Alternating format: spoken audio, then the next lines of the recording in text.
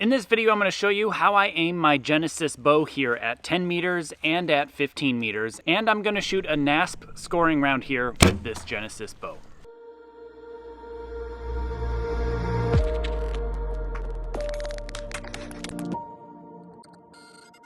So like I said there in the intro, I'm going to show you today in this video how I aim my Genesis bow. Now, I'm going to say this with one caveat, and that is I don't shoot NASP. I didn't grow up shooting NASP, and I don't know how proper NASP aiming reference points are actually used. So you may want to ask some of your best shooters, maybe somebody that's in a different school or a different teacher that represents a school that wins a lot or does really well at nationals.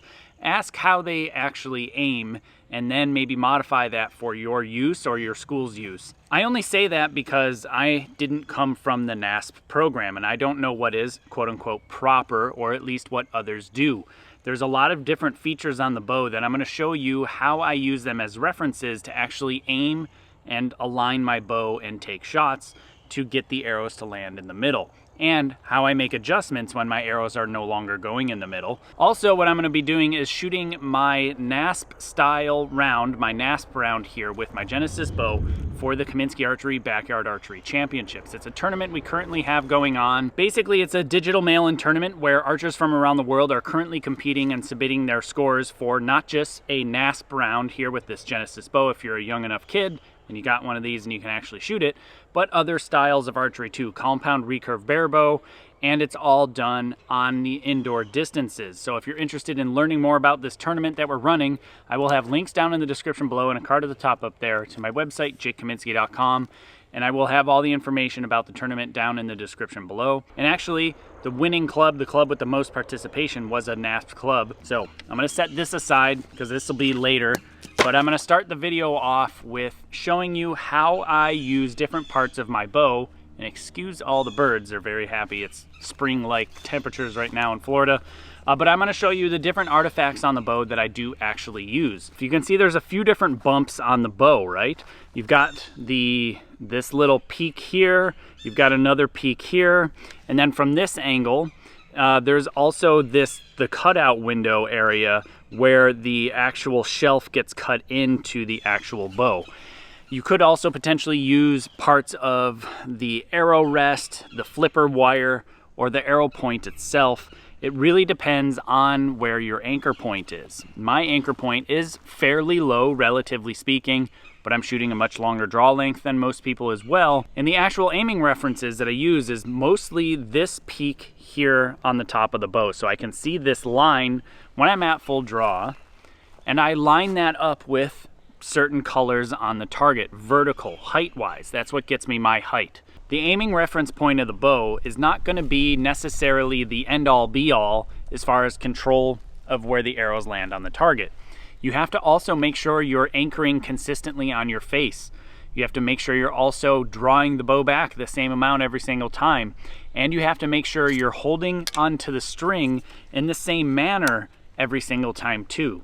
Touching the arrow, split finger, three fingers, three below, whatever it may be, whatever you're doing, it has to be consistent every single time.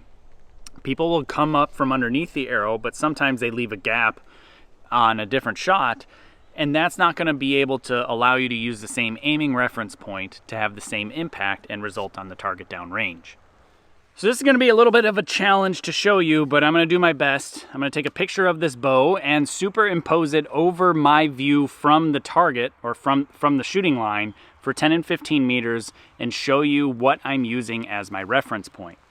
So what I'm using is the hump of the riser here as my vertical aiming reference point on the target. And at 10 meters, my ideal aiming reference point happens to be where that hump is at the bottom of the 7 ring, where it meets the 6 ring. So it's on that line. And then I'm using my right to left reference point of the inside of the sight window here. And I'm putting that right here on the 8-7 line barrier. That happens to be exactly where I need to be to get my arrows to land in the middle if I'm being consistent with my anchor and my hook onto the string. So let's pretend that I use this hump on the riser where it meets the sight window, and I put it right in the center of the yellow, and I shoot a shot. It's a good shot, and it lands right here. at the, 6 ring at 2 o'clock. If I look at the height, it's at the height of the top of this 7 ring here. So if I take my hump and I move it down to the bottom of the 7 ring, that'll move my arrow down to being about here. But I'm still hitting to the left in the 7-8 ring to the left. So if I use my hump, I keep it down in the bottom of the 7 ring, and instead of being perfectly low, I move it over to be in line with the 7-8 line junction. So I'm actually aiming with that hump down about here. Now my arrows will land in the middle. It's just a simple adjustment from noticing where the arrow is going and landing on the target and comparing that to where I'm aiming on the target. And then I just move my aiming reference point to adjust where the arrows land on the target. Again, this may not be the correct way to do it, or at least the way that the best shooters, the best NASP shooters in the world shoot, but it works for me, and it's something I can do consistently as long as, again, I'm anchoring consistently and holding onto the string consistently. Now for 15 meters, let's just say I do the same exact thing, and I use that hump of the riser, and I'm using it as my same exact aiming reference point that I do at 15. That's a great starting point to just start with it there to see where the arrows go. And if I do that, my actual arrow impacts are actually up here, like this, in this kind of vicinity, somewhere in this range with my same aiming reference point at 15 that I use at 10. So all I need to do is adjust that even more. So if I'm was using this as my left and right reference point, I'm just gonna bump it over a little bit further, bringing that arrow in. And then I'm gonna go down a little bit further, down to about this area where the hump was somewhere in the bottom of the blue and the edge of the red. And that's what gets my arrows to land in the middle at 15. So it's just a simple balancing act of where you're aiming versus where the arrows are going. That way you can make your adjustments to make all the arrows land in the middle, or at least hopefully as many of those land in the middle as possible. So it's a little difficult, like I said, for me to kind of show you because it's very hard with a camera to show you what I see. It's very, very tricky, and hopefully this was at least a good starting point for you to suggest to your archers on how to start aiming with their NASP bow or their Genesis bow, so that way they can kind of get off on the right foot and start shooting more arrows in the middle. Now that I covered how I actually aim my Genesis bow here for a NASP round at 10 and 15 meters, I'm gonna actually shoot a scoring round here for my submission of the Backyard Archery Championships. Technically, I cannot participate in the school round that we call it because I'm too old, but it's still a lot of fun to shoot it anyway. And so what I have is a camera down range so you can see the impact points the entire time, and I'm gonna shoot my round. It's gonna be a little bit different though because I only have 4 official NASP arrows. I actually missed one when I was making my last video about bow grip, and it has been taken by the arrow gods. Instead of shooting 3 ends of 5 arrows, I'm gonna shoot 5 ends of 3 arrows because I only have 4. So with all that being said, I'm gonna get set up here, shoot my 1 end of practice here at 10, score, get back to 15, 1 end of practice and score, and then I'll summarize how the round went and what score I shot at the end. I'm using 2 fingers right now, split finger, 1 above, 1 below, for my hook.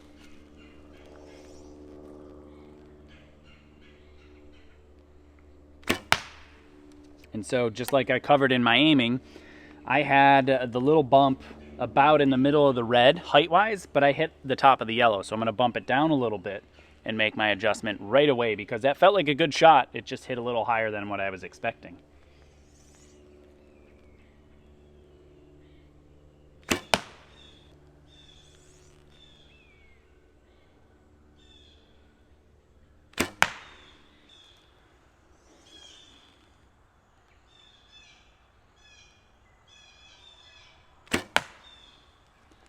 All right, and now next end I will start for score. After each end, I will come back and tell you what I shot the previous end because sometimes I may have arrow calls or liners and I'm not sure what I'll shoot score-wise until I actually go verify. So I'll tell you after each end, and I will move the camera around in different positions so you can get a little bit different perspective on my form and technique and how I'm actually shooting this Genesis bow. All right, first end for score here for the Kaminsky Archery Backyard Championships indoor round with my Genesis bow, so the school round.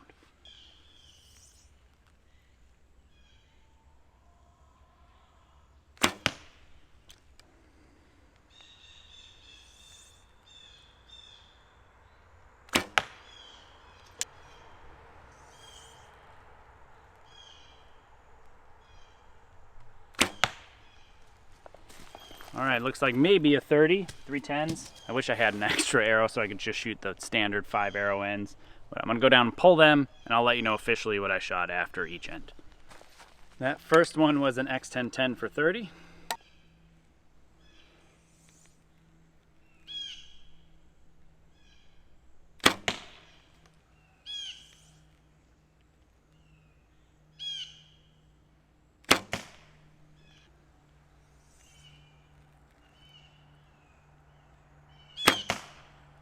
That's a good one there. That was a XX10 for 30.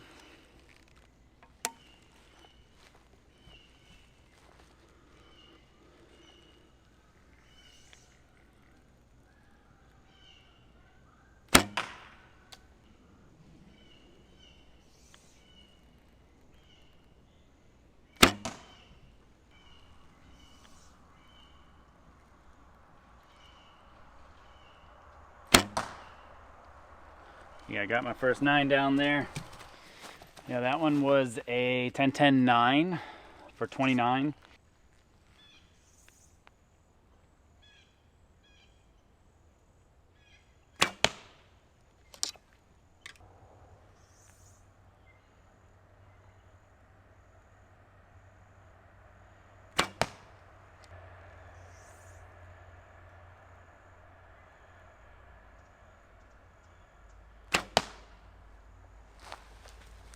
Like another 29.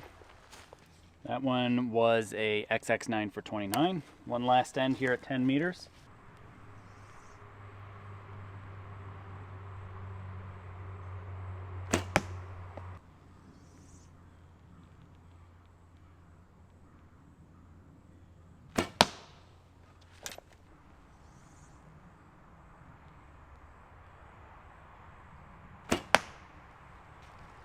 All right, looks like another XX9 for 29 here.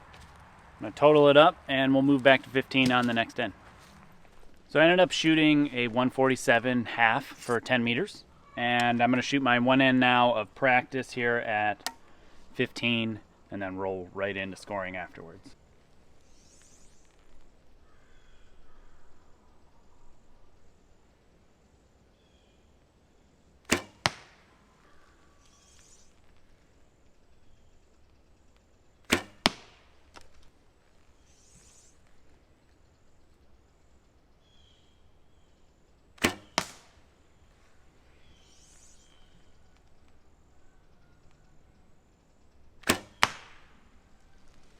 Much harder from 15 for sure. All right, I'm gonna go pull them and start scoring next end.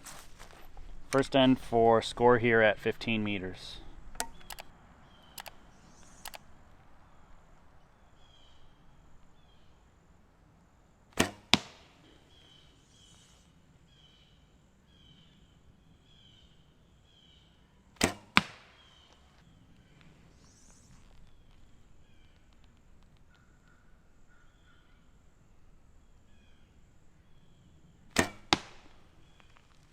Got my first 8 here, 10-10-8 I think from here.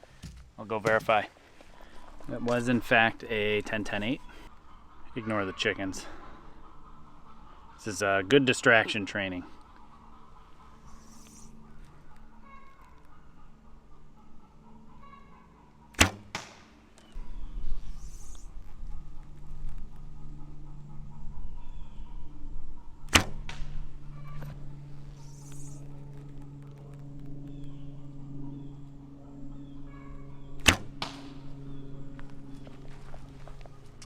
That was a 10-10-9 for 29.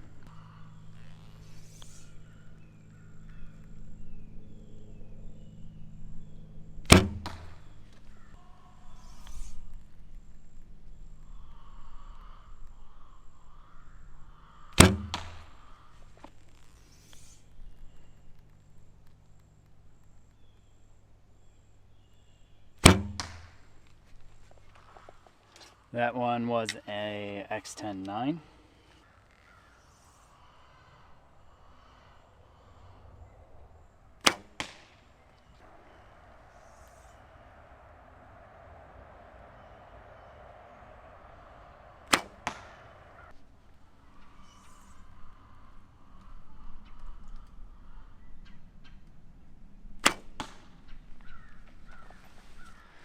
That previous one was 10-10-9. I just couldn't call that one on the left edge in. It was so close. There was another arrow hole there before, and I couldn't call it in, so I had to call it out.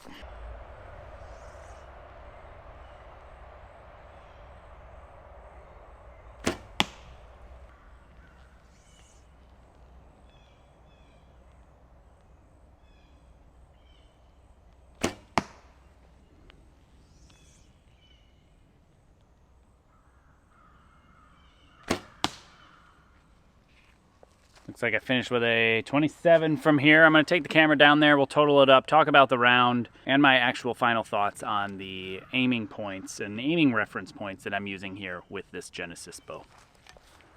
Okay, so it looks like I ended up with a 289 out of 300 here. I shot a 147 front half, 142 back half. I don't know if that's what you guys call it. 10 meters, 147, 15 meters, 142. So not too bad, actually. I think that's a big improvement over the last year that I shot for fun during our Backyard Archery Championships. You know, I shot this NASP round, or the school round as we're calling it, with the Genesis bow. I didn't officially submit my scores because I'm not a kid, but I still shot the round anyway because I thought it would be a lot of fun. And it still is a whole lot of fun. It's a very simple bow. It's so weird shooting a compound that's not a compound. It's not a recurve either. It's just so odd shooting something so limited that is kind of like a spec type bow, a spec type class, but it's a lot of fun, and it has its inherent challenges, but it's very, very enjoyable. So if you're interested in participating in the Backyard Archery Championships and submitting your score and representing your school or your club, I will have links down in the description below and a card at the top up there again to where you can find this school round here for the Backyard Archery Championships. We are running a Battle of the Clubs competition as well, which means that if you are in a club and you list your club in the club section, and if your club has the highest participation, you will be the winner of the Backyard Archery Championships Battle of the Clubs. And this year we're awarding a trophy, a take-home trophy or a plaque. We're not quite sure yet, but we're definitely going to have something really nice for the club. And we're going to have something for each individual archer as well that did participate in the Backyard Archery Championships through the Battle of the Clubs. And really looking forward to producing something very nice for both the tournament trophy as well as the individual things that each shooter will get that represents that club. I think we're going to do challenge coins out of brass. I have a laser machine that I'm working on playing with to try to get that dialed in. So you'll have some really cool challenge coins that you can keep in your quivers or keep in your pocket and check your friend every time you go to the range and make sure they have theirs. Otherwise, they got to pull your arrows all day long or something fun like that maybe, right? So hopefully you got value out of this video, not just from the way I aim and how I actually go about the process of figuring out my aiming reference points. Hopefully that made some sense to you. And also I hope you enjoyed seeing me shoot my Backyard Archery Championships school round here with my NASP bow or my Genesis bow. It's a lot of fun. And if you haven't shot one, parents out there, you should. You should pick up one of these bows and see how it goes. It's a lot of fun. It's very enjoyable.